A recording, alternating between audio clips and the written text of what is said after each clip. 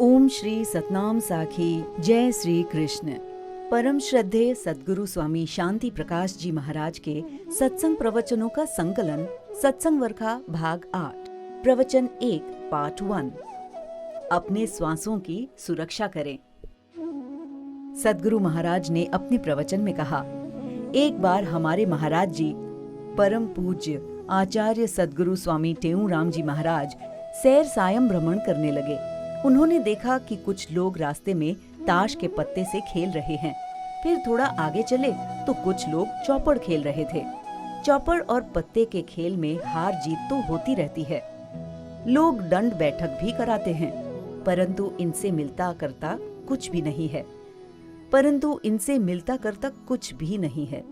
जैसे कोई कहता है, मैं जीता तो तुम्हें इससे क्या मिला? कुछ भी नहीं। सिर्फ उसने हारे हुए की दंड बैठक लगवाई, माने उसे कुछ मिला नहीं, मात्र रस्म कशी में ही खुशी मिली। ये सब देखकर हमारे महाराज जी कहते हैं, बाबा इतना जोर जोर से आवाज कर रहे हो, इतना जो आपस में माथापची कर रहे हो, अरे ये तो ऐसा हुआ जैसे पानी को बिलोया जाता है तो उसमें से कोई घी वगैरह निकलता नहीं, मात्र झिग झिग होती है। तो ये भी ऐसा ही समझो। संसार की बातों में रात दिन लगे रहते हैं, परंतु उससे कुछ हासिल होता ही नहीं। इस बात को दृष्टि में रखकर यहाँ महाराज जी समझा रहे हैं। लाल रतन अजाया मन तो विनाए, लाल रतन अजाया मन तो विनाए, तो विनाए, लाल रतन अजाया मन तो विनाए। परम पूज्य सद्गुरु स्वामी टेऊराम जी महाराज कहते हैं, भाई ये जो श्वास हैं, ये जो प्राण हैं, वे हीरे लाल रतन हैं, माणिक मोती हैं। इनकी कीमत रतन हीरे मोती से कम नहीं है, बल्कि संसार के लाल रतन हीरे तो झूठा धन है, और श्वास जो हमें मिले हैं वो सच्चा धन है। इन्हें व्यर्थ मत गवाओ। श्वास श्वास में नाम जपते रहो तो सफल हैं, अन्यथा व्यर्थ जा रहे हैं।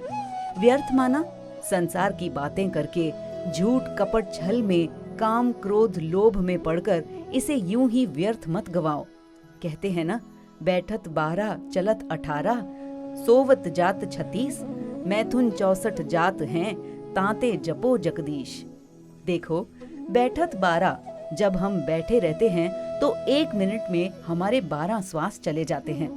चलने से 1 मिनट में 18, तो बैठत 12 चलत 18। आगे कहते हैं, सोवत जात 36, सोएंगे तो 36 श्वास जाएंगे।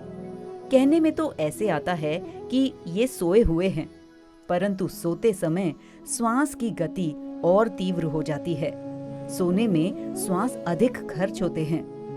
इसीलिए कहा, बैठत 12 चलत 18, सोवत जात 36।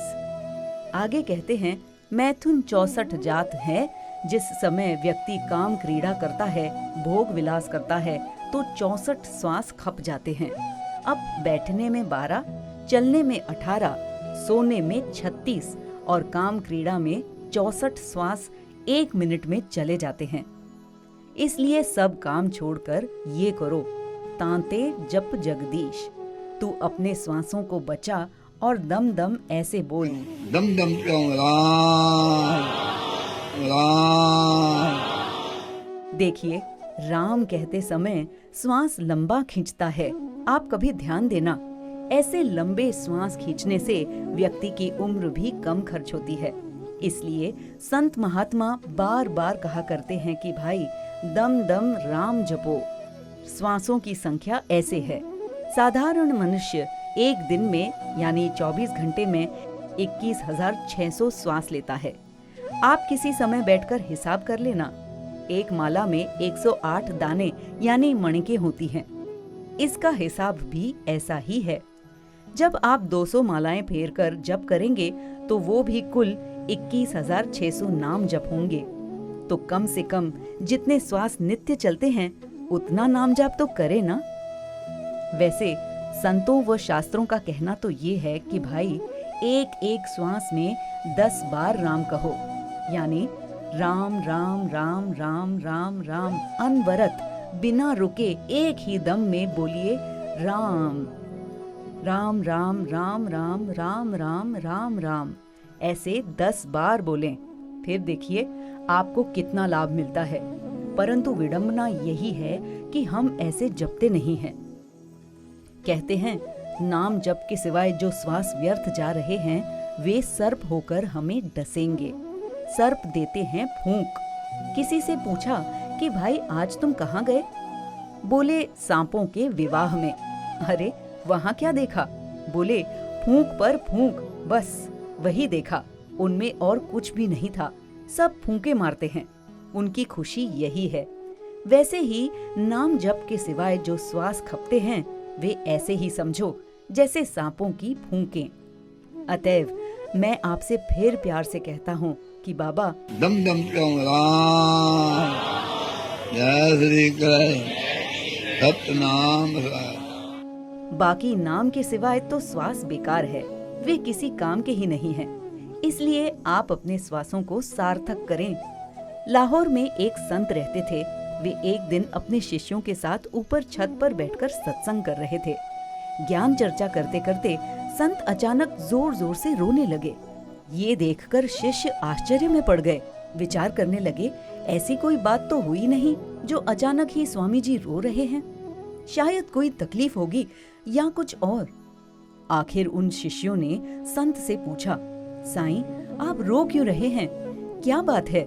क्या कोई तकलीफ है? संत ने कहा, अरे बाबा आपने सुना नहीं? शिष्यों ने पूछा, क्या? संत ने कहा, ये आपने अभी नहीं सुना जो नीचे खड़े होकर आवाज दे रहा है? नीचे क्या था? एक सब्जी वाला जोर जोर से कह रहा था, सोवा पालक चूका ले लो। संत ने कहा, सुना आपने? शिष्यों ने कहा, हाँ साईं, परंतु ये तो अपनी सब्जियों का नाम ले रहा है, सब्जियां बेच रहा है। साईं ये तो रोज आवाजें देता है। संत ने कहा, अरे भाई आप इसका अर्थ समझ नहीं रहे हो ना, यदि इसका अर्थ समझते तो आप भी रोते।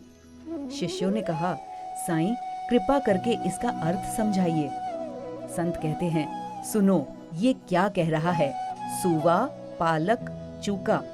सुवा यानी सोया, पालक माने एक पलक, यानी ए जीव तुम मोह रूपी नींद में, काम रूपी नींद में, लोभ रूपी नींद में, क्रोध रूपी नींद में, अहंकार रूपी नींद में, अज्ञान रूपी नींद में एक पलक भी सोया तो चूका, यानी तूने जिंदगी बर्बाद कर दी। क्या आपने ये सुना नहीं? अरे बाबा मैं ये होका यानी चेतावनी सुनकर रो रहा हूँ और बड़ा अरमान हो रहा है कि मैंने पूरा जीवन ऐसे ही गवा दिया। ये कितने दुख की बात है। शिष्यों ने जब ऐसा सुना तो वे अत्यंत सावधान हो गए। इसी बात को ध्यान में रखकर यहाँ पर भी सद्गुरु महाराज जी हमें सावधान कर रहे हैं। बोलिए सद्गुरुदेव भगवान की जय।